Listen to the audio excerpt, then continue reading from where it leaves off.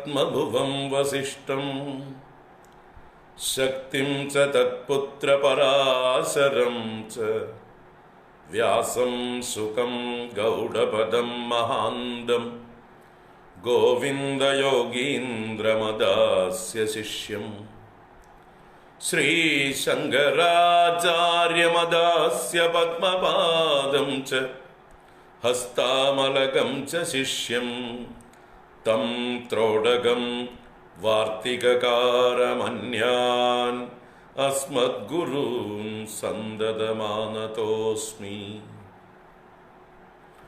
ब्रह्मानन्दं परमसुखदं केवलं ज्ञानमूर्तिं द्वन्द्वातीतं गगनसदृशं तत्त्वमस्यादिलक्ष्यम् एकं नित्यं विमलमचलं सर्वधी साक्षिभूतं भावातीतं त्रिगुणरहितं सद्गुरुं तं नमामि। भावातीतं त्रिगुणरहितं सद्गुरुं तं नमामि।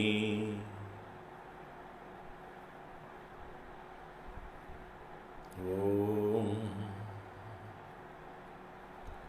पार्थाय प्रतिबोधितां भगवता नारायणेन स्वयं व्यासेन ग्रथितां पुराणमुनिना मध्ये महाभारतम् अद्वैतामृतवर्षिणीं भगवतीम् अष्टादशाध्यायिनीम् अम्ब त्वाम् अनुसन्दधामि भगवद्गीते भवद्वेषिणी।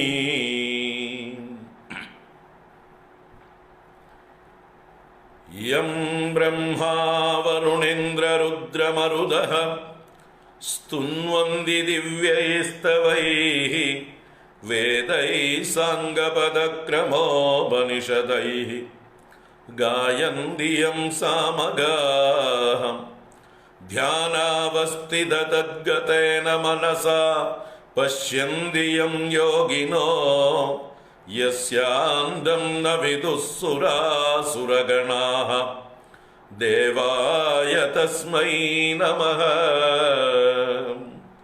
यस्यान्तं न विदुः सुरासुरगणाः देवाय तस्मै नमः।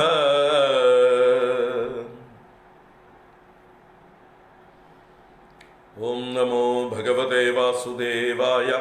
ओम श्रीकृष्ण परमात्मने नमः। ओम नमः परमर्षिभ्यो नमः परमर्षिभ्यः।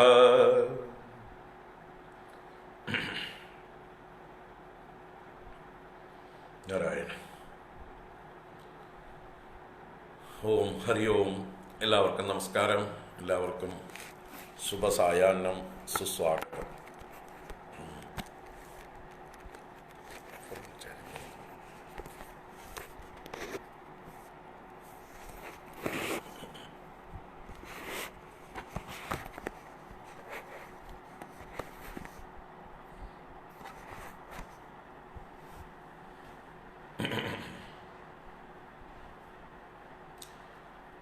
എല്ലാവർക്കും നമസ്കാരം.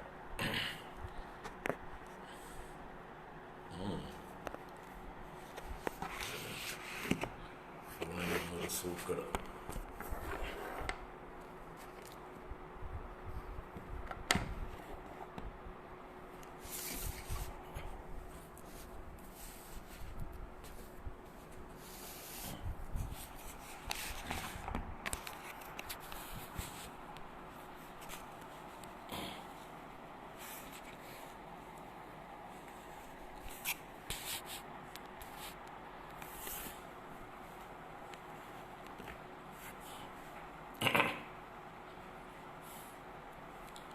ഹരി ഓം.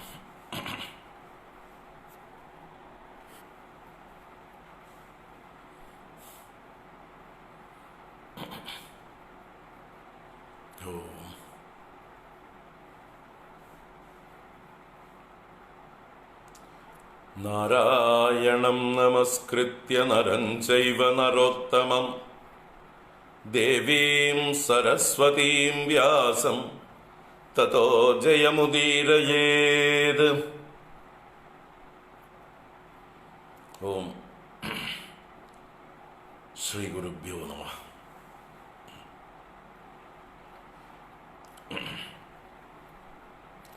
ഇന്നലെ നമ്മൾ മഹാഭാരതം വനപർവം ആണ് കണ്ടത്.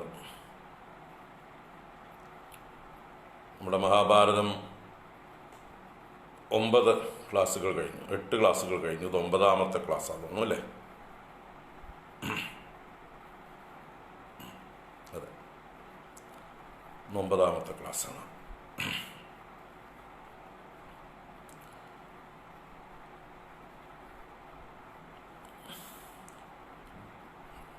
പന്ത്രണ്ട് വർഷം വനവാസം പാണ്ഡവന്മാർ പൂർത്തിയാക്കുകയാണ്. ഒരു തപസ്സിൻ്റെയും പരീക്ഷണങ്ങളുടെയും കാലമായിരുന്നു. എങ്കിലും സത്യസന്ധന്മാരും ധർമ്മനിഷ്ഠന്മാരുമായിട്ടുള്ള പാണ്ഡവന്മാർ വളരെ നല്ല രീതിയിൽ തന്നെ ഈശ്വരാനുഗ്രഹം കൊണ്ട് ആ വനവാസം പൂർത്തീകരിച്ചു. അതിനിടയ്ക്കുണ്ടായ എല്ലാ പരീക്ഷണങ്ങളും അവരെ കൂടുതൽ ശക്തിപ്പെടുത്താൻ ഉപയോഗിച്ചു. ആ കാലഘട്ടത്തിലും അർജുനനെ പോലെയുള്ള ആളുകൾ തപസ് ചെയ്ത് കൂടുതൽ തൻ്റെ ശക്തി വർദ്ധിപ്പിക്കാനും ആയുധങ്ങൾ സമ്പാദിക്കാനും തന്നെയാണ് ഉപയോഗിച്ചിട്ടുള്ളത്. ഭാവിയിൽ ഒരു യുദ്ധമുണ്ടാകും കൗരവരുമായിട്ട് എന്നുള്ളതായിട്ടുള്ള ആ ഒരു ചിന്ത എപ്പോഴും പാണ്ഡവന്മാരുടെ ഉള്ളിൽ ഉണ്ട്. യുധിഷ്ഠിരനെ സംബന്ധിച്ച് പരമാവധി അങ്ങനെ ഒരു യുദ്ധം ഒഴിവാക്കാനുള്ള ഒരു മനസ്സാണ് എപ്പോഴും ഉള്ളത്.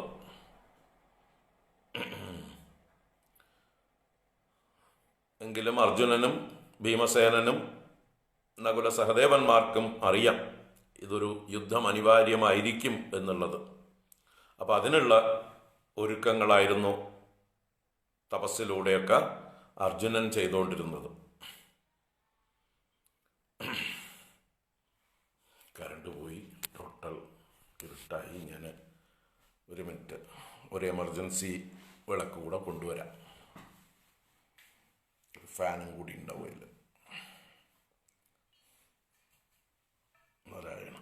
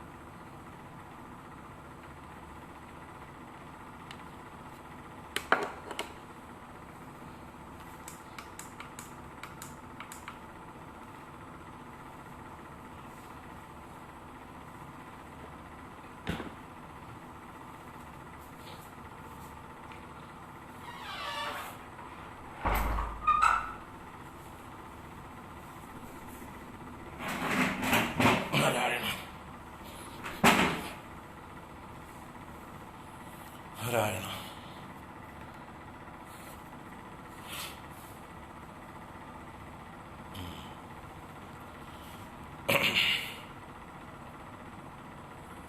ഹരി ഓം.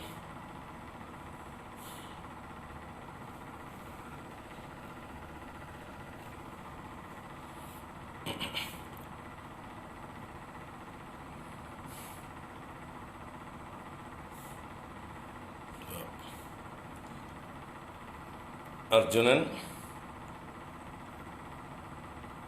ഭാവിയിൽ അനിവാര്യമായ യുദ്ധത്തിനായിക്കൊണ്ടുള്ള ആയുധങ്ങൾ കോപ്പ് കൂട്ടുകയായിരുന്നു എന്ന് നമുക്ക് അദ്ദേഹത്തിൻ്റെ തപസ്സുകളെയും ബാക്കി പ്രവൃത്തികളെയും കണ്ടു കഴിഞ്ഞാൽ മനസ്സിലാവും. അങ്ങനെയുള്ള അർജുനനാണ് ഇനി ഭാവിയിൽ അതേ യുദ്ധരംഗത്ത് നിന്ന് പിന്തിരിഞ്ഞു പോകാൻ ശ്രമിക്കുന്നത് എന്നുള്ളതും കൂടി നമ്മൾ ചേർത്ത് വായിക്കേണ്ടതാണ്. അത് ആ സമയത്ത് ഞാൻ പറയും, അപ്പോൾ ഓർമ്മിക്കുക എന്ന് പറയുക.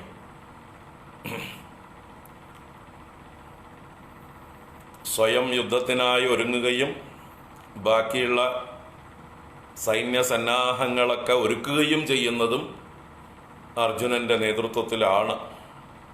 ആ അർജുനനാണ് ഇനി അനിവാര്യമായ യുദ്ധരംഗത്ത് തളർന്ന് പിന്തിരിയാൻ തുടങ്ങുന്നത്. അപ്പോൾ നമ്മൾ ശ്രദ്ധിക്കുക. ആ സമയത്ത് നമുക്ക് അർജുനൻ്റെ ആ വാക്കുകളിൽ എന്താണ് പ്രശ്നം എന്ന് നമുക്ക് അന്ന് ചർച്ച ചെയ്യാം.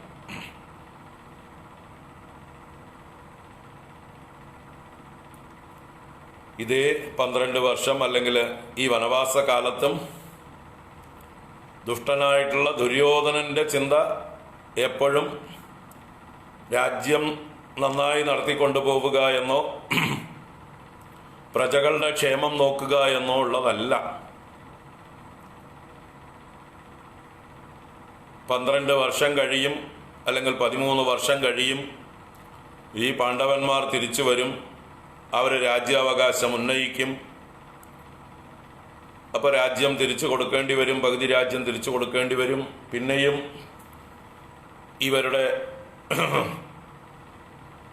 അഭിവൃദ്ധി കാണേണ്ടി വരും. അത് തനിക്ക് സഹിക്കാനാവില്ല എന്നുള്ള ചിന്ത തന്നെയാണ് ദുര്യോധനനെ അലട്ടിക്കൊണ്ടേയിരിക്കുന്നത്. ഒരു ദിവസം പോലും ദുര്യോധനൻ സ്വസ്ഥനായിരുന്നിട്ടില്ല. എപ്പോഴും ഈ ചിന്ത തന്നെയായിരുന്നു. അങ്ങനെ എങ്ങനെ പാണ്ഡവരെ ഉന്മൂലനം ചെയ്യാം, ആ ചിന്തയുമായി അതിനുള്ള പ്രയത്നങ്ങൾ പല രീതിയിൽ ചെയ്തുകൊണ്ടേയിരിക്കുകയായിരുന്നു. അപ്പോൾ എത്ര ദുഷ്ടനാണ് ദുര്യോധനൻ എന്നത് നമ്മൾ അതെല്ലാം ചേർത്ത് വായിച്ചെടുക്കണം എന്ന് പറയണം. ഓരോ സന്ദർഭത്തിലും പാണ്ഡവന്മാരെ നശിപ്പിക്കുവാനായിക്കൊണ്ട് അദ്ദേഹം ഏതെല്ലാം വഴികൾ നോക്കുന്നു എന്നുള്ളതാണ് നമ്മൾ ഇതിലൊക്കെ ഈ കഥകളെ സമഗ്രമായി കാണുമ്പോൾ വായിച്ചെടുക്കേണ്ടതായിട്ടുള്ള കാര്യം.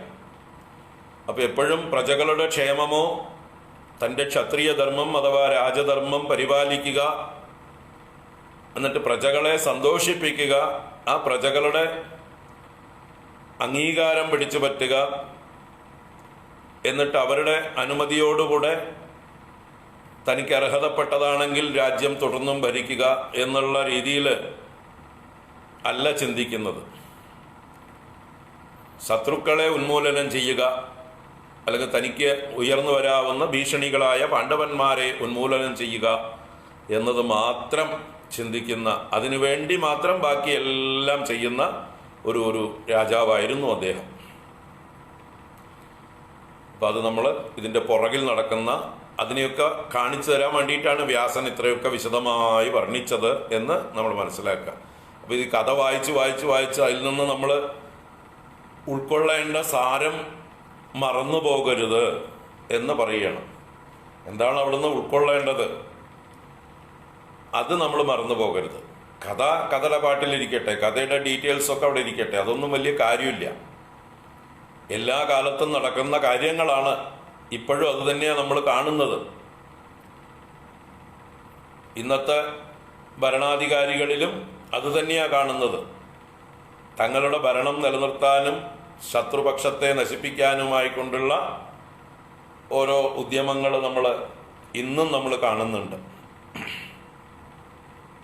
അപ്പോൾ ദുര്യോധനന്മാർ ഇന്നും നമുക്ക് മുമ്പിലുണ്ട് എന്ന് കാണിച്ചു തരികയാണ്.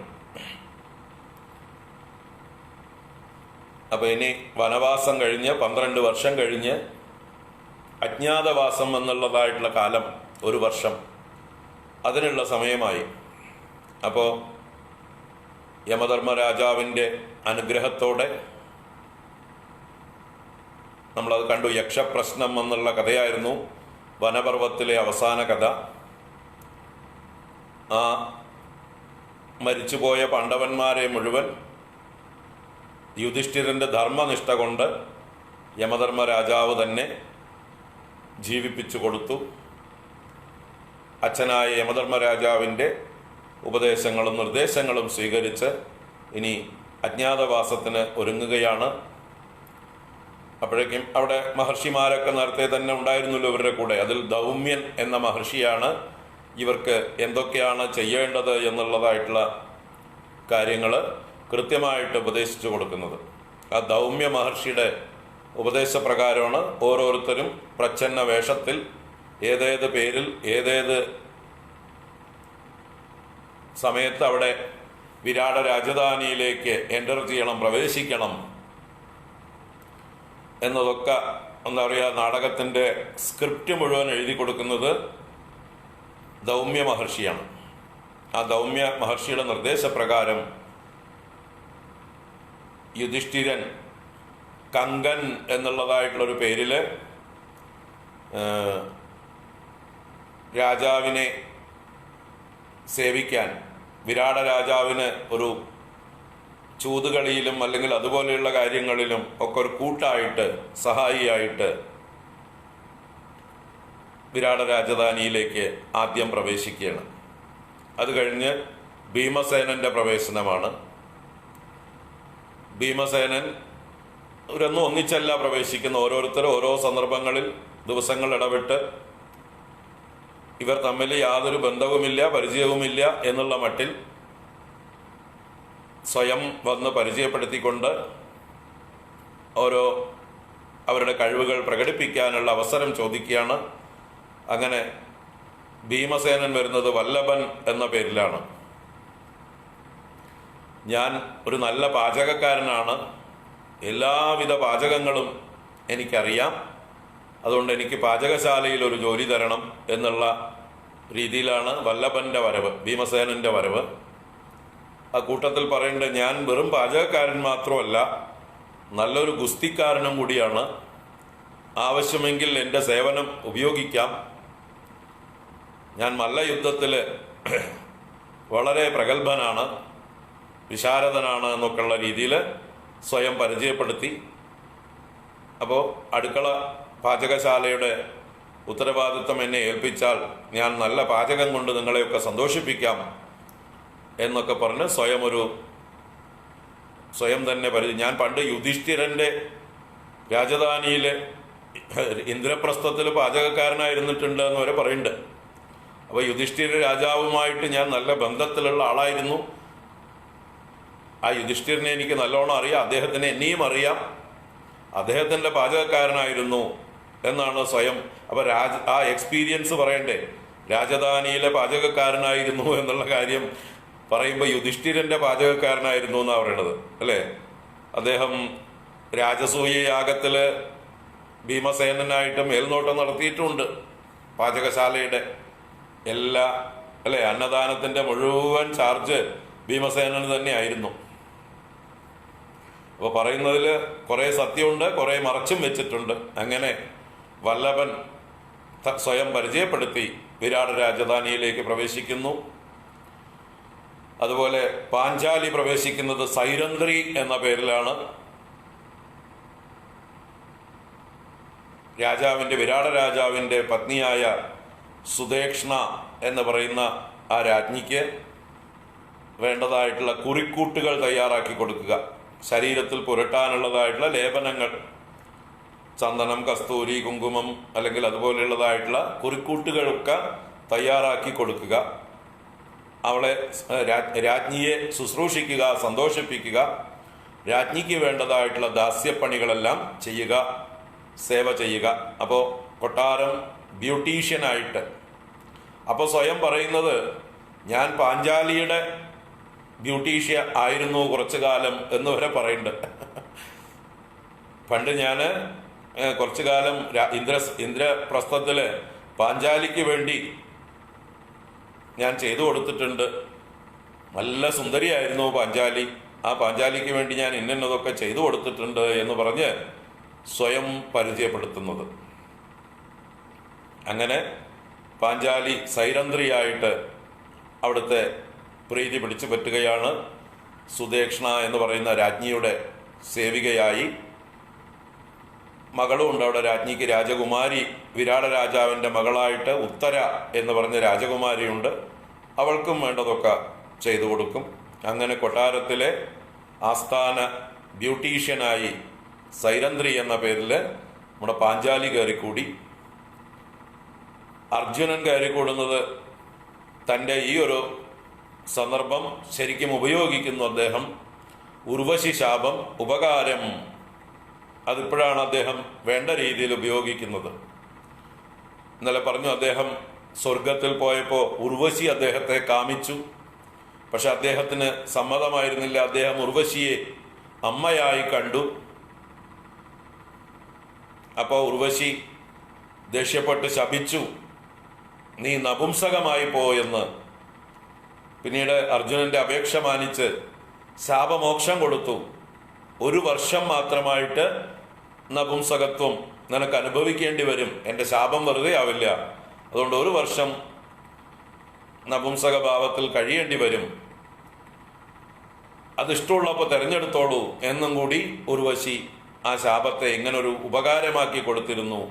അത് ഈ സന്ദർഭത്തിൽ അർജുനന് ഉപയോഗിക്കാൻ സാധിക്കുകയാണ്. അപ്പൊ അർജുനൻ തൻ്റെ ആ പൗരുഷം, ഒരു പുരുഷോത്തമനാണ് അർജുനൻ. അർജുനൻ എവിടെ പോയാലും അർജുനനെ തിരിച്ചറിയാൻ പറ്റും എല്ലാവർക്കും. അത്രയ്ക്കുള്ളൊരു സുന്ദരനും എല്ലാ ലക്ഷണങ്ങളും തികഞ്ഞൊരു പുരുഷനുമാണ്. അങ്ങനെയുള്ള ഒരു പുരുഷോത്തമനായിട്ടുള്ള അർജുനൻ ഈ ഒരു വരം അല്ലെങ്കിൽ ഈ ഒരു ശാപം അത് ഉപകാരമായതുകൊണ്ട് അദ്ദേഹത്തിൻ്റെ പൗരുഷം മറച്ചു വെക്കാനും ഒരു സ്ത്രൈണഭാവത്തിൽ, ഒരു നപുംസക ഭാവത്തിൽ, ഒരു നൃത്ത അധ്യാപകനായിട്ടാണ് അദ്ദേഹം ബൃഹന്നള എന്നൊരു പുതിയ പേരിൽ വിരാട രാജധാനിയിലേക്ക് വരുന്നത്, സ്വയം പരിചയപ്പെടുത്തുന്നത്. ബൃഹന്നള എന്നാണ് അർജുനന്റെ പേര് ഇവിടെ നപുംസകമായിരിക്കുമ്പോൾ. അങ്ങനെ വിരാട രാജധാനിയിലെ ഈ വിരാട രാജാവിൻ്റെ മകളായ ഉത്തരകുമാരിക്ക് നൃത്തം അഭ്യസിപ്പിക്കാം, എല്ലാ കലകളും എനിക്കറിയാം, സംഗീതത്തിലും നൃത്തത്തിലും ഞാൻ കഴിവുള്ളവളാണ് എന്നൊക്കെ തന്നെ പരിചയപ്പെടുത്തി കൊടുത്ത് അവിടെ അപ്പോയിൻമെന്റ് അല്ലെങ്കിൽ ഒരു ഉദ്യോഗം നേടിയെടുത്തു ബൃഹന്നള എന്നുള്ള പേരിൽ.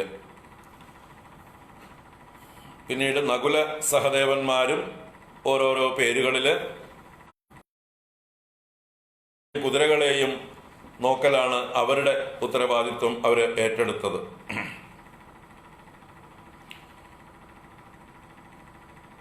ഗ്രന്ഥികൻ, അരിഷ്ടനേമി, ഇങ്ങനെയാണ് നകുല സഹദേവന്മാരുടെ പേര്. കുതിരകളെ നോക്കുക, പശുക്കളെ നോക്കുക, രണ്ടുപേരും അങ്ങനെ ലായം സൂക്ഷിപ്പുകാരായും ഗോശാല സൂക്ഷിപ്പുകാരായിട്ടും നകുലനും സഹദേവനും ആ ജോലികളും ഏറ്റെടുത്തു, ഗ്രന്ഥികനും അരിഷ്ടനേമിയുമായിട്ട്. അപ്പോൾ ഇങ്ങനെ ഇവർ പരസ്പരം അറിയാത്തവരായി അഭിനയിച്ചുകൊണ്ട് 5 രംഗത്ത് 5 പാണ്ഡവന്മാരും സൈരന്ധ്രി എന്നുള്ള പേരിൽ ദ്രൗപദിയും പ്രച്ഛന്ന വേഷത്തിൽ പരസ്പരം കാണുന്നുണ്ട്. അവർ തമ്മിൽ പരസ്പരം കമ്മ്യൂണിക്കേഷനൊക്കെ നടക്കുന്നുണ്ട്. ഡിസ്റ്റർബൻസസ് ഉണ്ടെങ്കിൽ അത് ഫാനിൻ്റെ ആയിരിക്കാം, ഒരു എമർജൻസി ഫാനാണ് വെച്ചിരിക്കുന്നത്, അതില്ലെങ്കിൽ എനിക്ക് ഇരിക്കാൻ പറ്റില്ല. ഞാൻ വേർത്ത് കുളിക്കും. ചൂട് സഹിക്കില്ല നമുക്ക്. ഇപ്പോൾ കുളി കഴിഞ്ഞ് വന്നതുകൊണ്ട് അപ്പം നല്ലോണം വേർക്കും. ഇപ്പം നിവൃത്തിയില്ലാത്തതുകൊണ്ട് സഹിക്കാം.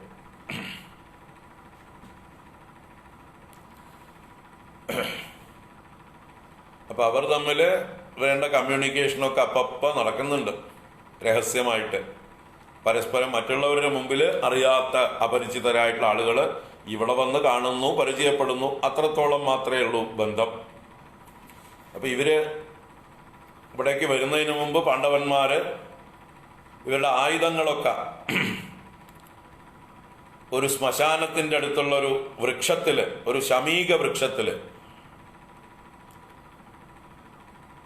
മുകളിൽ കയറ്റി ഭദ്രമാക്കി ഒളിപ്പിച്ച് വെച്ചിട്ടാണ് വന്നിരിക്കുന്നത്. ആ വൃക്ഷത്തിൽ ആരും കയറാതിരിക്കാനും ഇവരുടെ ദിവ്യ ആയുധങ്ങളൊന്നും മറ്റൊരാളും കണ്ടെടുക്കാതിരിക്കാനുമായിട്ട് ശ്മശാനത്തിൽ ഉള്ളതായിട്ടുള്ള വൃക്ഷത്തിൽ ഒളിപ്പിച്ചു വെച്ചത്. ആ വൃക്ഷത്തില് ഒരു ശവശരീരം ഒന്ന് കെട്ടിയും തൂക്കും. ഭീമസേനന്റെ പണിയാണത്. ആരും അതിന്റെ അടുത്തേക്ക് പോകാതിരിക്കാനായിക്കൊണ്ട് ഒരു ശവശരീരം കൂടി കെട്ടിത്തൂക്കും. അപ്പൊ ഇവർക്ക് അറിയുകയും ചെയ്യാം ഇന്ന വൃക്ഷത്തിലാണ് ഉള്ളത് എന്ന്. വേറൊരാൾക്കും അതിൻ്റെ അടുത്തേക്ക് പോകാനുള്ള ധൈര്യവും വരില്ല. അങ്ങനെ ഇവരുടെ ആയുധങ്ങളൊക്കെ ആ വൃക്ഷത്തിലൊരു മുകളിൽ പൊത്തു പോലെയുള്ള ഒരു ഭാഗമുണ്ട്. ആ പൊത്തിലാണ് എല്ലാം കൊണ്ടുപോയിട്ട് ഭദ്രമായിട്ട് കെട്ടിവെച്ചിരിക്കുന്നത്. ആവശ്യം വരുമ്പോൾ എടുക്കാനുള്ള ഒരു പ്ലാനോട് കൂടിയിട്ട്. അങ്ങനെ ഒരു വർഷക്കാലം കഴിച്ചു കൂട്ടണം ഇവർക്കിവിടെ. അതിൻ്റെ ഇടയിൽ പിടിക്കപ്പെട്ടാൽ വീണ്ടും 12 വർഷം വനവാസം, 1 വർഷം അജ്ഞാതവാസം എന്നുള്ള കണ്ടീഷനാണ് ചൂതുകളിക്കാലത്ത് വെച്ചിട്ടുള്ളത്. അപ്പോൾ ഒരിക്കലും കണ്ടുപിടിക്കപ്പെടാൻ പാടുള്ളതല്ല. അത്രയും സൂക്ഷ്മതയോടുകൂടെ ഇവരുടെ വ്യക്തിത്വങ്ങളാണെങ്കിലോ എവിടെ പോയാലും തിളങ്ങി നിൽക്കുന്നതുമാണ്. ആർക്കും സംശയം തോന്നിപ്പോകും. പെട്ടെന്ന് കണ്ടുപിടിക്കാൻ പറ്റുന്നതായിട്ടുള്ള വ്യക്തിത്വങ്ങളാണ്. ഭീമസേനന്റെ ശരീരവും ആരോഗ്യവും കണ്ടു കഴിഞ്ഞാൽ ആരും ചിന്തിച്ചു പോയത് ഭീമസേനനെ പോലെ ഉണ്ടല്ലോ ഇയാള് എന്ന് സ്വയം മറച്ചു വെക്കാനേ പറ്റില്ല. അർജുനന്റെ പൗരുഷം മറച്ചു വെക്കാൻ പറ്റില്ല. നകുല സഹദേവന്മാരുടെ സൗന്ദര്യം, നകുലൻ ആണ് ഇവരുടെ കൂട്ടത്തിൽ വെച്ച് ഏറ്റവും സുന്ദരൻ എന്നാ പറയാം. പാണ്ഡവന്മാരിൽ വെച്ച് ഏറ്റവും സുന്ദരനാണത്രേ നകുലൻ. അപ്പൊ അങ്ങനെയുള്ളവരുടെയൊക്കെ സൗന്ദര്യം മറച്ചു വെക്കുക എന്ന് പറഞ്ഞാൽ അവരെന്തൊക്കെ വേഷം കെട്ടിയിട്ടുണ്ടാവും പാവങ്ങള്, അല്ലേ? അവരുടെ ആ ഒറിജിനൽ ക്ഷത്രിയ ഭാവം വെടിയാനും ഈ സേവകന്മാരായി കഴിയാനും വേണ്ടി എത്ര കഷ്ടപ്പെട്ടിട്ടുണ്ടാവും, എന്തെല്ലാം വേഷം കെട്ടിയിട്ടുണ്ടാവും, എത്ര ദീനരെ പോലെ അവശരെ പോലെയൊക്കെ അഭിനയിച്ചിട്ടുണ്ടാവും, അവരുടെ ബോഡി ലാംഗ്വേജ് ഒക്കെ മാറ്റിയെടുത്തിട്ടുണ്ടാവും. അപ്പൊ നല്ല കലാകാരന്മാർ കൂടിയാണ് അവരെന്ന് പറയുക. സകല കലാവല്ലഭന്മാരാണെന്നും കൂടി തെളിയിക്കുകയാണ്. അങ്ങനെ പാഞ്ചാലി സൈരന്ധ്രി സുദേഷ്ണയെ ദിവസവും കുറിക്കൂട്ടുകൾ ഉണ്ടാക്കി കൊടുത്ത് സേവിച്ച് സന്തോഷിപ്പിക്കുന്നു. ബൃഹന്നള ഉത്തര രാജകുമാരിക്ക് നൃത്തം നന്നായി അഭ്യസിപ്പിച്ചു കൊടുത്ത് ആ കുട്ടിയെ സന്തോഷിപ്പിക്കുന്നു. എല്ലാവരുടെയും പ്രീതി പിടിച്ചു പറ്റുന്നുണ്ട്. വലലൻ അല്ലെങ്കിൽ വല്ലഭൻ എന്ന പേരിലുള്ള ഭീമസേനന്റെ പാചകം അതിഗംഭീരമാവുണ്ട്. അടുക്കളയില്, പാചകശാലയില് നളപാകം എന്ന് പറയും പോലെ തന്നെ വല്ലഭന്റെ പാകം എല്ലാവർക്കും ഇഷ്ടമാവുന്നുണ്ട്. എല്ലാവരും അതിനെക്കുറിച്ച് അഭിപ്രായങ്ങൾ പറയുന്നത് നന്നായിട്ടുണ്ട് എന്നുള്ളത്. കങ്കൻ എന്ന പേരിൽ യുധിഷ്ഠിരൻ രാജാവിൻ്റെ സന്തത സഹചാരിയായി രാജാവിന് അത്യാവശ്യം ഉപദേശങ്ങൾ കൊടുക്കാനും രാജാവിൻ്റെ കൂടെ ചതുരംഗം കളിക്കാനും എല്ലാറ്റിനും കൂട്ട് ആയിട്ട് അദ്ദേഹത്തിൻ്റെ മന്ത്രിയെ പോലെ കഴിയുന്നുണ്ട്. നകുല സഹദേവന്മാര് അരിഷ്ടനേമിയും ഗ്രന്ഥികനുമായിട്ട് നന്നായി പ്രച്ഛന്ന വേഷം അഭിനയിക്കുന്നുണ്ട്. അവർ പശുക്കളുടെ കാര്യവും കുതിരകളുടെ കാര്യവും നന്നായി നോക്കി നടത്തുന്നുണ്ട്. അപ്പൊ അതുകൊണ്ട് തന്നെ ഇവരുടെ സാന്നിധ്യം കൊണ്ട് തന്നെ ആ വിരാട രാജധാനിക്ക് എന്തെന്നില്ലാത്ത അഭിവൃദ്ധി ഉണ്ടാവുന്നുണ്ട്. ഒരു വർഷത്തിന്റെ അകത്ത് എന്തെന്നില്ലാത്തൊരു ശ്രേയസ്സിനെ പ്രാപിക്കുന്നുണ്ട്. കാരണം അത്രയ്ക്കും യോഗ്യന്മാരായിട്ടുള്ള ആളുകളാണ്. അവരുടെ സാന്നിധ്യം ഉള്ളിടത്ത് തന്നെ സർവ്വ ഐശ്വര്യവും ഉണ്ടാവും. അങ്ങനെ വിരാട രാജാവും സന്തുഷ്ടനായി കഴിയുകയാണ്. അപ്പൊ ഈ കാലത്താണ്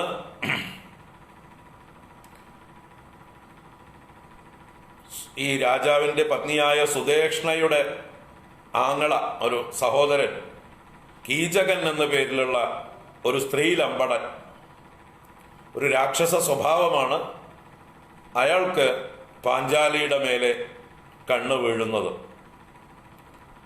വെറുമൊരു ദാസിയല്ലേ, സൈരന്ധ്രിയല്ലേ. അപ്പൊ അവളെ തനിക്ക് എങ്ങനെയെങ്കിലും പ്രാപിക്കണം, സ്വന്തമാക്കണം. അവളാണെങ്കിൽ നല്ല സുന്ദരി, എല്ലാ ലക്ഷണങ്ങളും തികഞ്ഞവളാണ്. ആ സൗന്ദര്യം മറച്ചു വെക്കാൻ എത്ര പാടുപെട്ടാലും അത് പുറത്തേക്ക് പ്രകാശിക്കും. അപ്പൊ കീചകൻ ഈ സൈരന്ധ്രിയെ എങ്ങനെയെങ്കിലും പ്രാപിക്കാനായിക്കൊണ്ട് പുറകേ നടക്കണ്ട്, അഴകിയ രാവണൻ ചമഞ്ഞ്. പക്ഷെ സൈരന്ധ്രി പിടികൊടുക്കാതെ വഴുതി വഴുതി വഴുതി വഴുതി പോകുന്ന രംഗങ്ങൾ ഒരുപാടുണ്ട്. പലപ്പോഴും കയറി പിടിക്കുന്നുണ്ട് ആളും. ആ പിടുത്തത്തിൽ നിന്നൊക്കെ കുതറി ഓടുന്ന രംഗങ്ങളൊക്കെ ഉണ്ട്. അങ്ങനെ പിടികിട്ടുന്നില്ല,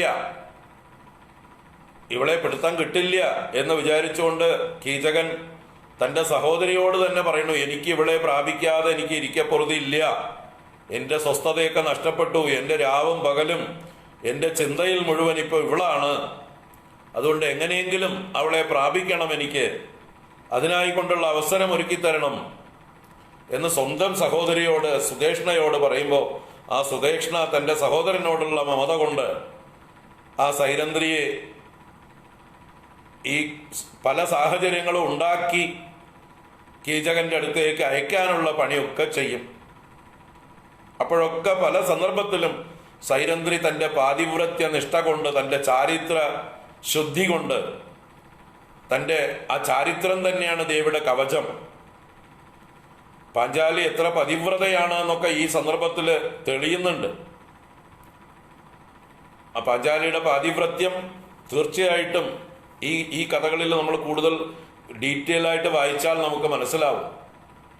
അപ്പൊ എന്തെല്ലാം സാഹചര്യങ്ങളും പ്രലോഭനങ്ങളും സമ്മർദ്ദങ്ങളും ഒക്കെ ഉണ്ടായിട്ടും അതിലൊന്നും കുലുങ്ങാതെ തൻ്റെ പാതിവ്രത്യത്തിൽ ഉറച്ചു നിന്നുകൊണ്ട് രക്ഷപ്പെടുന്നതായിട്ടുള്ള ദേവിയെ കാണാം, പാഞ്ചാലിയെ കാണാം.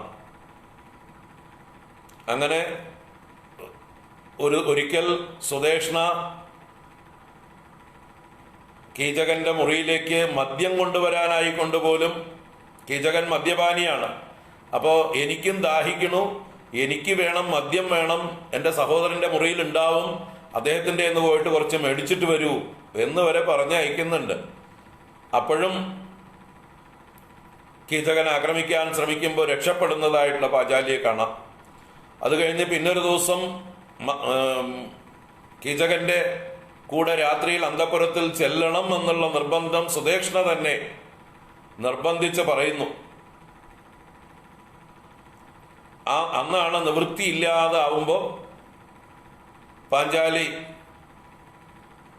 ഭീമസേനനോട് സ്വകാര്യമായിട്ട് കാര്യം പറയുന്നത്, വല്ലഭനായിട്ടുള്ള ഭീമസേനനോട് സ്വകാര്യമായിട്ട് പറയുന്നു. അല്ലെങ്കിലും ഇവർക്ക് കാര്യം മനസ്സിലായിട്ട് നേരത്തെ തന്നെ ഇവര് അതിന്റെ ലക്ഷണങ്ങളൊക്കെ കണ്ടിട്ടുണ്ട്. പല സന്ദർഭങ്ങളിലും പാഞ്ചാലിയെ കീചകൻ ഓടിക്കുന്നതൊക്കെ, പാഞ്ചാലിയെ ചവിട്ടി വീഴ്ത്തുന്ന ഒരു രംഗം പോലും ഭീമസേനൻ കണ്ടിട്ട് കൈ തരിച്ചിട്ടുണ്ട്.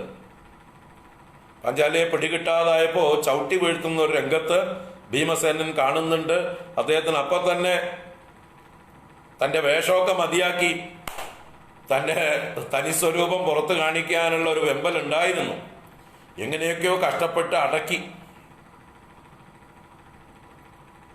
അങ്ങനെയുള്ള ആ അവസാനം നിവൃത്തിയില്ലാതായിട്ടുള്ള ആ സന്ദർഭത്തില് ഈ കീചകന്റെ അന്തഃപുരത്തിലേക്ക് പാഞ്ചാലി പോകണമെന്ന് നിയോഗിക്കപ്പെടുകയാണ്. ആ സന്ദർഭത്തില് പാഞ്ചാലി ഭീമസേനോട് പറഞ്ഞപ്പോൾ ഭീമസേനൻ സ്വയം ആ ചുമതല ഏറ്റെടുത്തു.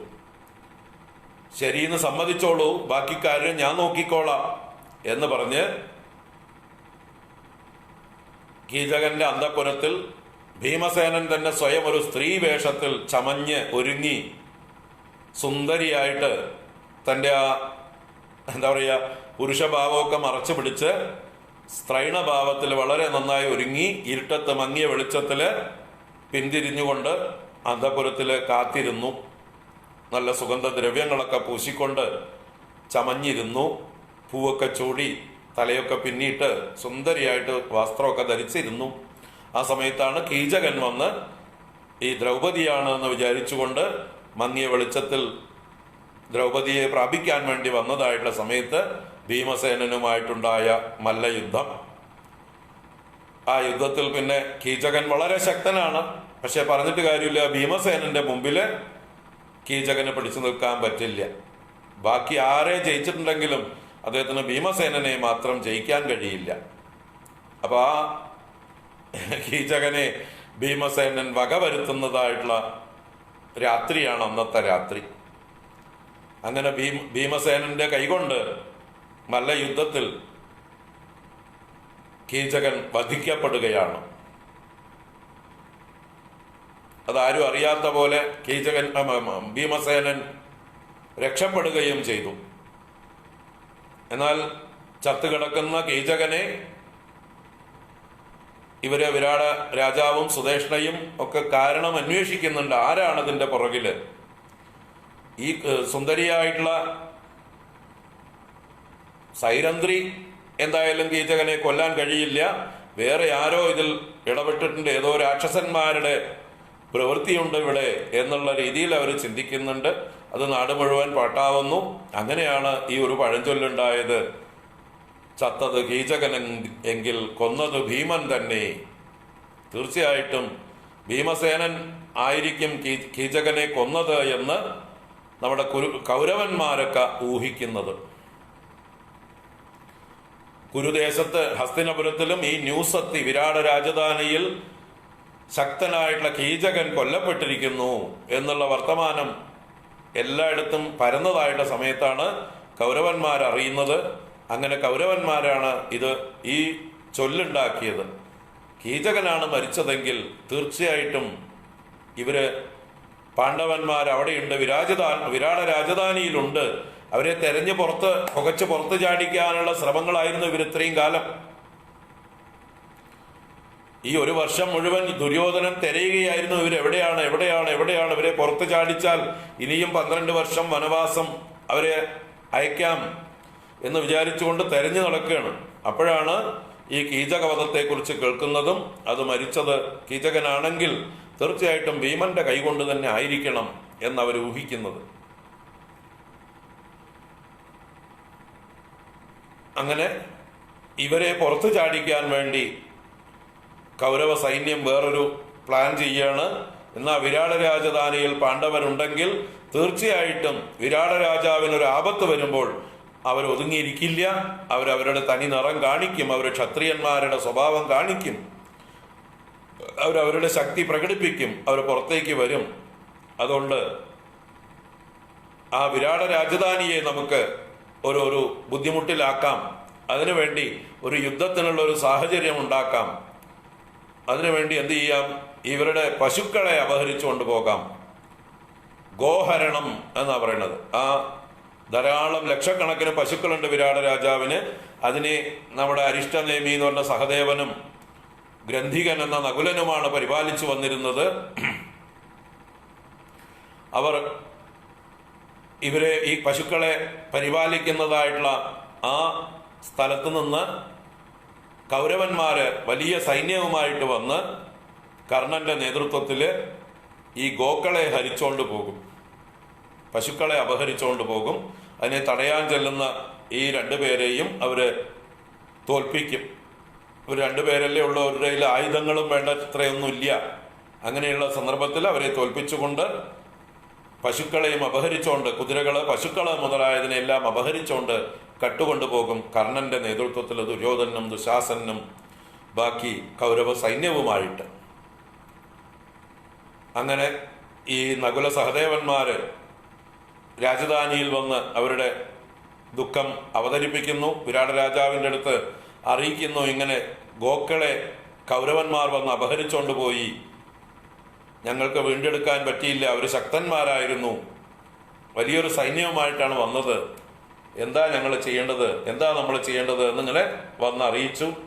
അപ്പൊ ഇതിന് പ്രതികാരം ചെയ്യാനും ഈ പശുക്കളെ വീണ്ടെടുക്കാനുമായിട്ട് ആരാണപ്പോ പോകുക യുദ്ധത്തിനായിക്കൊണ്ട് കൗരവന്മാരോട് യുദ്ധത്തിന് ആര് പോകും എന്നുള്ള ചർച്ച വന്നപ്പോൾ വിരാട രാജാവിൻ്റെ പുത്രനായിട്ടുള്ള ഉത്തരൻ പറഞ്ഞു, ഞാൻ മതി. അദ്ദേഹത്തിന് ഒരു അമിത ആത്മവിശ്വാസമുണ്ട്, കുറച്ച് പൊങ്ങച്ചമുണ്ട്. അപ്പോൾ കൗരവന്മാരെ തോൽപ്പിച്ച് ആ ഗോക്കളെ തിരിച്ചു കൊണ്ടുവരാൻ ഞാൻ മതി, എനിക്ക് നല്ലൊരു സാരഥിയെ കിട്ടിയാൽ മതി, ഒരു ഉത്തമനായിട്ടുള്ളൊരു തേരാളി എനിക്ക് കൂടെ ഉണ്ടെങ്കിൽ ഞാൻ പോയിട്ട് എല്ലാം വീണ്ടെടുത്ത് വരാം എന്ന് പ്രഖ്യാപിച്ചു സദസ്സിൽ. അപ്പൊ സദസ്സിൽ ഇവർക്കും ചെറിയ സ്ഥാനങ്ങളുണ്ട്, ഇവരുടെ കഴിവുകൾ പ്രകടിപ്പിച്ചത് കൊണ്ട് അംഗീകാരം കൊടുത്തിട്ടുണ്ട്. അതുകൊണ്ട് ഇവർക്കും അഭിപ്രായമൊക്കെ പറയാം, പാണ്ഡവന്മാർക്കും. അപ്പോഴാണ് നമ്മുടെ ബൃഹന്നള എന്ന് പറയുന്ന നപുംസക രൂപത്തിലിരിക്കുന്ന അർജുനൻ, കുട്ടികളെ നൃത്തം പഠിപ്പിച്ചിരുന്നതായിട്ടുള്ള അർജുനൻ പറഞ്ഞു, ഞാൻ നല്ലൊരു സാരഥിയാണ്, എനിക്ക് സാരഥ്യത്തിൽ നല്ല സാമർഥ്യമുണ്ട്, ഞാൻ വരാം. ഉത്തര രാജകുമാരൻ ഒരുങ്ങിക്കോളൂ, ഞാൻ രഥമൊരുക്കിയിട്ട് കൊണ്ടുപോകാം, ഞാനും വരാം കൂട്ടത്തില്, നമുക്ക് പോയി ആ കൗരവരിൽ നിന്ന് പശുക്കളെ തിരിച്ചു കൊണ്ടുവരാം, വീണ്ടെടുത്ത് കൊണ്ടുവരാം, പുറപ്പെട്ടോളൂ എന്ന് പറഞ്ഞു. അപ്പൊ നല്ല വീരവാദങ്ങളോടുകൂടെ ഉത്തര രാജകുമാരൻ ആയുധങ്ങളൊക്കെ ധരിച്ച് വലിയ രഥത്തിൽ കയറി. ആ രഥം നമ്മുടെ ബൃഹന്നളയാണ് നയിക്കുന്നത് സാരഥിയായിട്ട്. അങ്ങനെ ബൃഹന്നളയുടെ സാരഥ്യത്തിൽ ഉത്തര രാജകുമാരൻ പുറപ്പെട്ടു പോവുകയാണ്. ആ പോകുന്ന വഴിയിൽ നമ്മുടെ അർജുനൻ ബൃഹന്നള തേരൊന്ന് വഴി തിരിക്കും. ആ ശമീക വൃക്ഷത്തിൻ്റെ അടുത്തുകൂടെ പോകും. അവിടെ പോയി ദൂരെ വണ്ടി നിർത്തി, രഥം നിർത്തി, ഞാനിപ്പോൾ വരാമെന്ന് പറഞ്ഞ് ആ അർജുനൻ ചെന്ന് ശമീക വൃക്ഷത്തിൽ കയറി തൻ്റെ ഗാണ്ഡീവം എന്ന വില്ലും തനിക്ക് ആവശ്യമുള്ളതായിട്ടുള്ള ആവനാഴിയും അസ്ത്രങ്ങളും ദിവ്യാസ്ത്രങ്ങളും ഒക്കെ എടുത്തുകൊണ്ട് ഒരുങ്ങി വന്നു ബൃഹന്നള. അദ്ദേഹം ഉത്തരനോട് പറഞ്ഞു, ഇത് ആ പാണ്ഡവന്മാർ അജ്ഞാതവാസകാലത്ത് ഒളിപ്പിച്ചു വെച്ചിട്ടുള്ള ആയുധങ്ങളാണ്, നമുക്ക് വേണ്ടി വന്നാൽ ഉപയോഗിക്കാം, അതിനു വേണ്ടിയിട്ടാണ് എന്ന് പറഞ്ഞാൽ താനൊരു പാണ്ഡവനൊന്നുമല്ല, തനിക്ക് അറിയില്ല, ഇവിടെ എങ്ങനെ രഹസ്യമായിട്ട് ഇവർ വെച്ചിട്ടുണ്ട് എന്ന് ഞാൻ മനസ്സിലാക്കിയിട്ടുണ്ട്, അതാണ്. അപ്പൊ വേണ്ടി വന്നാൽ നമുക്ക് ഉപയോഗിക്കാമെന്നുള്ള മട്ടില് ഒരു നുണയും പറഞ്ഞ് ആ ആയുധങ്ങളും രഥത്തിൽ വെച്ചു. എന്നിട്ടാണ് പോക്ക്. അങ്ങനെ ബൃഹന്നളയും ഉത്തര രാജകുമാരനുമായിട്ട് ആ കൗരവ പട ഈ പശുക്കളെയും കുതിരകളെയും ബന്ദികളാക്കി ഒരു ഭാഗത്ത് വെച്ചിട്ടുണ്ട്. അവിടേക്ക് ചെന്ന് ആക്രമിക്കാനായിക്കൊണ്ട് പോവുകയാണ്.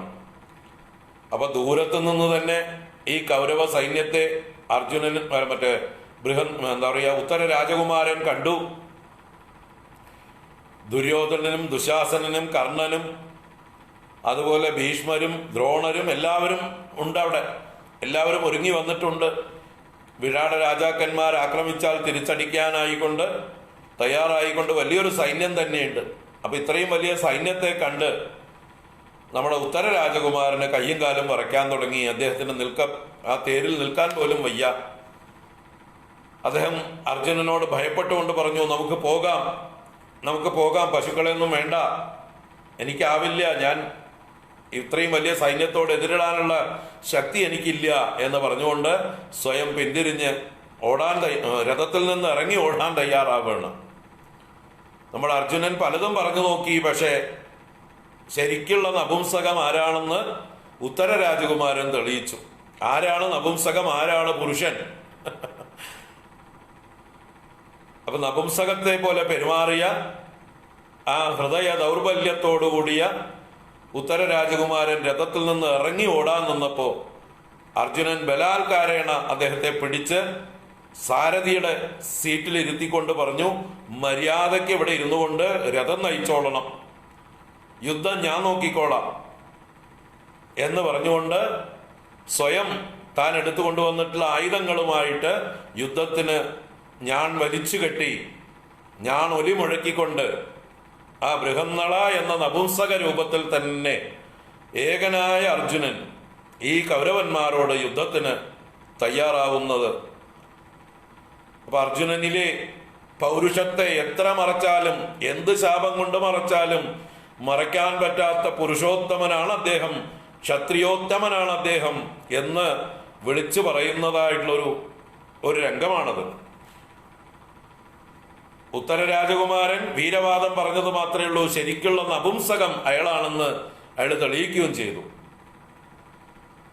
അങ്ങനെ നപുംസകമായിരിക്കുമ്പോൾ പോലും പൗരുഷത്തിന്റെ പ്രതിരൂപമായ, ക്ഷത്രിയത്വത്തിന്റെ പ്രതിരൂപമായ ആ അർജുനൻ ഏകനായി കൗരവന്മാരോട് യുദ്ധം ചെയ്യുന്ന രംഗമാണ്. പിന്നെ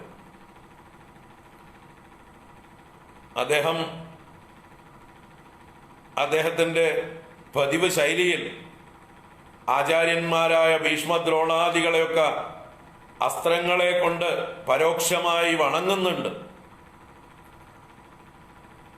അവർക്ക് മാത്രമേ അറിയുള്ളൂ, അവരുടെ ഭാഷയാണ്. രണ്ടസ്ത്രങ്ങൾ ആദ്യം തൊടുത്തത്, ഒന്ന് ഭീഷ്മരുടെ രഥത്തിന്റെ മുമ്പിൽ പാദ നമസ്കാരം ചെയ്യുന്ന രീതിയിൽ ചെന്ന് പതിച്ചു, മറ്റൊന്ന് ദ്രോണാചാര്യരുടെ രഥത്തിന്റെ മുമ്പിൽ നമസ്കാരമായിട്ട് ചെന്ന് പതിച്ചു. അവർക്ക് രണ്ടാൾക്കും കാര്യം പിടികിട്ടി. ശിഷ്യനാണ്, അർജുനനാണ്, തീർച്ച വേറൊരാളും ഇതുപോലെ പ്രയോഗിക്കില്ല. അവന്റെ ധർമ്മം അവൻ ചെയ്തു, നമ്മളെ വണങ്ങി, നമ്മളെ ബഹുമാനിച്ചു, നമ്മളുടെ അനുഗ്രഹം തേടുകയാണ്, തീർച്ചയായിട്ടും അനുഗ്രഹിക്കണം എന്ന് ആ ഭീഷ്മരും ദ്രോണരും മനസ്സാ അർജുനനെ അനുഗ്രഹിച്ചു കഴിഞ്ഞു. പിന്നീടാണ് അർജുനന്റെ യുദ്ധം. കർണനും ദുശാസനനും ദുര്യോധനനും ഒക്കെ ആയിട്ടുള്ള അർജുനന്റെ ഘോരമായിട്ടുള്ള യുദ്ധം, ഒപ്പത്തിനൊപ്പം എല്ലാവരോടും ഒറ്റയ്ക്ക് പൊരുതുന്ന വില്ലാളി വീരനായ ലോകൈക ധനുർധരനായ അർജുനന്റെ ആ ഒരു യുദ്ധപാടവം കുറച്ചു നേരമൊക്കെ പ്രകടിപ്പിച്ചതിന് ശേഷം പിന്നെ അദ്ദേഹം സമ്മോഹനാസ്ത്രം എന്നുള്ളൊരു അസ്ത്രം പ്രയോഗിക്കുകയാണ്. സമ്മോഹനാസ്ത്രം എന്ന അസ്ത്രം കൊണ്ട് കൗരവരെ മുഴുവൻ അദ്ദേഹം മോഹാത്സ്യപ്പെടുത്തുന്നു. കൗരവന്മാർ മുഴുവൻ മയങ്ങി മോഹാത്സ്യപ്പെട്ട് വീഴുകയാണ്. ഭീഷ്മരും ദ്രോണരും അടക്കം. ഭീഷ്മർ, ദ്രോണർ, കർണർ, ദുര്യോധനൻ, ദുശാസനൻ മുതലായി എല്ലാ സൈന്യവും മോഹിതരായി തീർന്നു. എല്ലാവരും മോഹാത്സ്യം പ്രാപിച്ചു. അങ്ങനെ എല്ലാവരെയും ഒരു സമ്മോഹനാസ്ത്രം കൊണ്ട് ബന്ധിച്ച് അവശരാക്കിയ ശേഷം ഈ ബൃഹന്നള എന്ന പേരിലുള്ള അർജുനൻ ഈ ഗോക്കളെയും അപഹരിച്ചുകൊണ്ട് തിരിച്ച് മടങ്ങുകയാണ് വിരാട രാജധാനിയിലേക്ക്. തിരിച്ചു പോകുമ്പോ അർജുനൻ വീണ്ടും സാരഥ്യം ഏറ്റെടുത്തു. ഉത്തര രാജകുമാരനെ എന്താ പറയാ, ആ യോദ്ധാവിന്റെ പദവിയിലേക്ക് തിരിച്ചുമിരുത്തി. അവിടെ ചെന്ന് ഉത്തര രാജകുമാരൻ നല്ല പൊങ്ങച്ചത്തിലൊക്കെ പറഞ്ഞു, ഞാനാണ് ജയിച്ചത്, ഞാനാണ് യുദ്ധം ജയിച്ചത് എന്നൊക്കെ പ്രഖ്യാപിച്ചുകൊണ്ട് ആ തിരിച്ച് പശുക്കളെയും കുതിരകളെയൊക്കെ ഏൽപ്പിക്കുകയും ചെയ്തു. അപ്പൊ ഈ സന്ദർഭത്തില് വിരാട രാജാവും നമ്മുടെ കങ്കനുമായിട്ട് ചൂത് കളിച്ചുകൊണ്ടോ ഒക്കെ ഇരിക്കുന്ന, അവർ തമ്മിൽ സംസാരിച്ചു കൊണ്ടിരിക്കുന്ന സന്ദർഭമായിരുന്നു. അപ്പൊ ജയിച്ചിട്ട് വരുന്നത് ഉത്തര രാജകുമാരനാണ് എന്ന് ഈ രാജാവ്, വിരാട രാജാവ് അഭിമാനപൂർവം പറഞ്ഞപ്പോ നമ്മുടെ കങ്കൻ പറഞ്ഞു, അങ്ങനെ ആവാൻ വഴിയില്ല, കൂടെ പോയിട്ടുള്ള ബൃഹന്നളയായിരിക്കും ജയിച്ചിട്ടുണ്ടാവുക എന്ന് ഒരു കമന്റ് പറഞ്ഞു. അദ്ദേഹത്തിന് സഹിക്കാൻ പറ്റിയില്ല, അദ്ദേഹത്തിന്റെ അനുജന്റെ ജയമാണിത് എന്ന് അറിയാം. അപ്പൊ അറിയാതെ പറഞ്ഞപ്പോ ഈ വിരാട രാജാവ് കയ്യിലുണ്ടായിരുന്ന ആ ചൂത് കളിക്കുന്ന പകിട കൊണ്ട് കങ്കന്റെ മുഖത്തേക്ക് എറിഞ്ഞു എന്നും അദ്ദേഹത്തിന്റെ മുഖത്ത് പരിക്ക് പറ്റി എന്നൊക്കെയുള്ളൊരു ഭാഗമുണ്ട്. അപ്പൊ ഇങ്ങനെ അർജുനൻ സ്വയം മറച്ചു പിടിച്ചുകൊണ്ട് തിരിച്ചു വന്നു. ഇവർ ജയിച്ചു. പരാജിതരായ കൗരവർ പിന്നെ മടങ്ങിപ്പോയത് നിശ്ചയമായിട്ടാണ്. ഇത് തീർച്ചയായിട്ടും ഈ യുദ്ധത്തിൽ വിരാട രാജാക്കന്മാര് ജയിക്കണമെങ്കിൽ ആ വന്ന് യുദ്ധം ചെയ്തത് തീർച്ചയായിട്ടും ഉത്തര രാജകുമാരനോ അല്ലെങ്കിൽ വിരാട രാജ്യത്തുള്ള ഒരാളോ അല്ല, ഇത് അർജുനൻ തന്നെ ആയിരിക്കണം എന്ന് കർണനും ദുശാസനനും ദുര്യോധനനും കൂടി ആലോചിച്ചു. തീർച്ചയായിട്ടും പാണ്ഡവന്മാർ തന്നെയാണത്. അതിൽ മധ്യമ പാണ്ഡവനായിട്ട് അർജുനന് മാത്രമേ ഇതുപോലെ നമ്മളെയൊക്കെ ജയിക്കാനുള്ളതായിട്ടുള്ള കഴിവുള്ളൂ. അതുകൊണ്ട് അത് അർജുനൻ തന്നെയാണ്. അപ്പൊ നമ്മള് കൗരവന്മാരെ കണ്ടെത്തിയിരിക്കുന്നു, പാണ്ഡവന്മാരെ കണ്ടെത്തിയിരിക്കുന്നു, 1 വർഷം തികഞ്ഞിട്ടില്ല എന്നൊക്കെ അവര് സ്വയം കണക്ക് കൂട്ടി. എന്നാൽ വാസ്തവത്തില് 1 വർഷം കഴിഞ്ഞിരുന്നു. ആ സന്ദർഭത്തില് കൃത്യമായിട്ടുള്ള 1 വർഷം തികയുന്ന ദിവസമായിരുന്നു ഈ സംഭവം നടന്നത്. അതുകൊണ്ട് തന്നെ 1 വർഷം കഴിഞ്ഞിരുന്നു. എങ്കിലും ഇതിനെ ഒരു ന്യായമാക്കി വെച്ചുകൊണ്ടാണ് ഇനി ഇവർ വന്ന് രാജ്യം ചോദിക്കാൻ വരുന്നതായിട്ടുള്ള സന്ദർഭത്തില് നിഷേധിക്കാനുള്ള ഒരു കാരണമായി പറയുന്നത്, 1 വർഷത്തിന് മുമ്പേ നിങ്ങളുടെ അജ്ഞാതവാസം ഞങ്ങൾ കണ്ടുപിടിച്ചു, നിങ്ങളുടെ എന്താ പറയാ പ്രച്ഛന്ന വേഷം പുറത്തായി, അതുകൊണ്ട് ഇനിയും 12 വർഷം വനവാസം അനുഷ്ഠിക്കണം, അത് കഴിഞ്ഞ 1 വർഷം അജ്ഞാതവാസം ചെയ്യണം എന്നുള്ള ഒരു ന്യായം അവതരിപ്പിക്കാനായിക്കൊണ്ടുള്ള ഒരു വാദത്തിനായിക്കൊണ്ട് ഇവര് ഈ ഒരു സന്ദർഭത്തെ കരുതി വെച്ചിരിക്കുകയാണ്. അപ്പൊ ഇങ്ങനെ ഈ സന്ദർഭത്തില് 1 വർഷം തികഞ്ഞ് ഇവരുടെ യഥാർത്ഥ വേഷം പുറത്ത് പ്രകടിപ്പിക്കുകയാണ്. പിന്നെ 1 വർഷം കഴിഞ്ഞു എന്നുള്ളത് ഇവരുടെ കണക്കുകൂട്ടലുകളിൽ മനസ്സിലാക്കി ആ കങ്കൻ എന്ന പേരിലുള്ള യുധിഷ്ഠിരൻ വിരാട രാജാവിനോട് ഉണ്ടായ കാര്യങ്ങളൊക്കെ സത്യസന്ധമായി അവതരിപ്പിച്ചു. വലലൻ അല്ലെങ്കിൽ വല്ലഭൻ ഭീമസേനനാണെന്നും സൈരന്ധ്രി പാഞ്ചാലിയാണെന്നും ബൃഹന്നള അർജുനനാണെന്നും അരിഷ്ടനേമിയും ഗ്രന്ഥികനും നകുല സഹദേവന്മാരാണെന്നും അവരവരുടേതായിട്ടുള്ള ആ വേഷപ്രച്ഛന്നത അഴിച്ചു മാറ്റി അവരുടെ സ്വരൂപം പ്രകടമാക്കി കൊടുത്തു. ഈ സന്ദർഭത്തിൽ ഉത്തര രാജകുമാരനും ഉണ്ടായ സംഭവം സത്യസന്ധമായി പറഞ്ഞു. ഈ ബൃഹന്നളയാണ് വാസ്തവത്തിൽ കൗരവന്മാരെ യുദ്ധത്തിൽ ജയിച്ചത്, ഞാനല്ല. ഞാൻ ഭയപ്പെട്ട് തിരിച്ചോടാൻ നിൽക്കുന്ന സമയത്ത് ഈ ബൃഹന്നള ഒറ്റയ്ക്ക് യുദ്ധം ചെയ്താണ് കൗരവന്മാരെ മുഴുവൻ തോൽപ്പിച്ചത്. ഇത് ബൃഹന്നളയല്ല, അർജുനൻ തന്നെയാണെന്ന് ഉത്തര രാജകുമാരൻ സാക്ഷ്യവും പറഞ്ഞു. അതോടുകൂടി വിരാട രാജാവിന് വിശ്വാസവുമായി സന്തോഷവുമായി. ആ സന്തോഷം അദ്ദേഹം പ്രകടിപ്പിച്ചത് തൻ്റെ മകളായ ഉത്തര രാജകുമാരിയെ അർജുനന് വിവാഹം കഴിച്ചു കൊടുക്കാം എന്നുള്ള ഒരു വാഗ്ദാനത്തിലാണ് അവസാനിച്ചത്. അർജുനൻ പറഞ്ഞു, ഇവൾ എനിക്ക് മകളെ പോലെയാണ്, ഞാൻ ഇവളെ നൃത്തം പഠിപ്പിച്ചത് ഒരു ഗുരുവിന്റെ ഭാവത്തിലാണ്, ഇവൾ എൻ്റെ മകളെ പോലെയാണ്, അതുകൊണ്ട് ഞാൻ ഇവളെ എൻ്റെ മരുമകളായി, എൻ്റെ മകന്റെ ഭാര്യയായി, എൻ്റെ പുത്രനായ അഭിമന്യുവിന്റെ ഭാര്യയായിട്ട് ഇവളെ ഞാൻ സ്വീകരിക്കാം എന്ന് പറഞ്ഞ് ഉത്തര രാജകുമാരിയെ അഭിമന്യുവിന്റെ പത്നിയാക്കി ആ വിവാഹവും നടത്തിക്കൊടുക്കുന്നു. അങ്ങനെ ഇവർ തമ്മിൽ ബന്ധുക്കളുമായി, വിരാട രാജാവും അർജുനനും തമ്മിൽ സംബന്ധികളായി തീർന്നു, ബന്ധമായി തീർന്നു.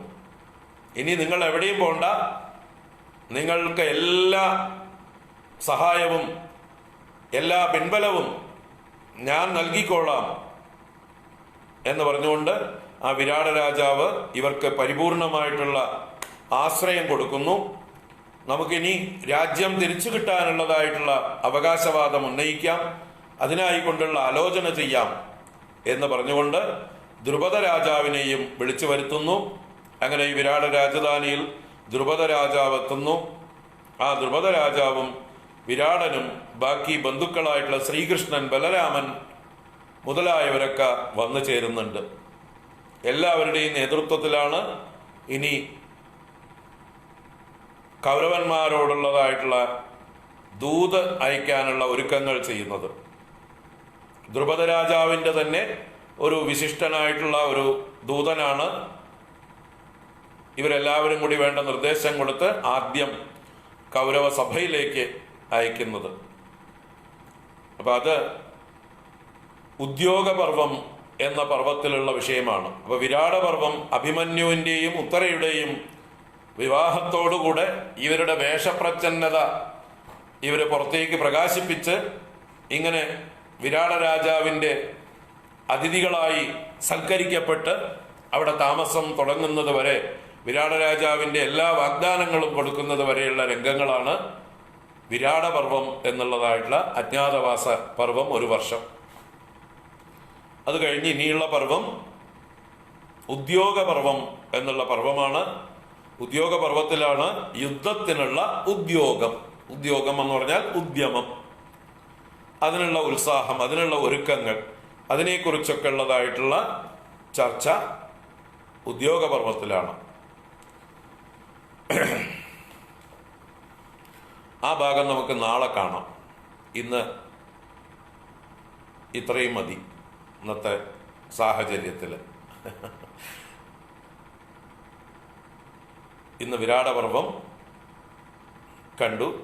ഇനി ഉദ്യോഗപർവവും ഭീഷ്മപർവത്തിലെ ആദ്യ ഭാഗവും നാളെ കാണാം. അത് കഴിഞ്ഞ് മറ്റന്നാൾ തൊട്ട് ബുധനാഴ്ച നല്ല ദിവസം നമുക്ക് ഭഗവത്ഗീത 1-ാം അധ്യായത്തിലേക്ക് പ്രവേശിക്കാം. നാളെ സമയമുണ്ട്. ഉള്ള സമയം കൊണ്ട് ഉദ്യോഗപർവത്തിലെ വിഷയങ്ങൾ ചുരുക്കി കാണാം. എല്ലാവർക്കും ശുഭരാത്രി ആശംസിക്കുന്നു. കായേന വാചാ മനസേന്ദ്രിയൈർവാ ബുദ്ധ്യാത്മനാ വാ പ്രകൃതേ സ്വഭാവാത് കരോമി യദ്യത് സകലം പരസ്മൈ നാരായണായേതി സമർപ്പയാമി. ഓം ശാന്തി ശാന്തി ശാന്തി. ഹരി ഓം. ശ്രീ ഗുരുഭ്യോ നമഃ. ഹരി ഓം.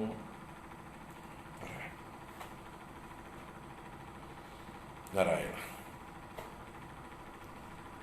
നാളെ ഉദ്യോഗപർവം കണ്ട് ബുധനാഴ്ച ഗീത ആരംഭിക്കാം. ഹരി ഓം.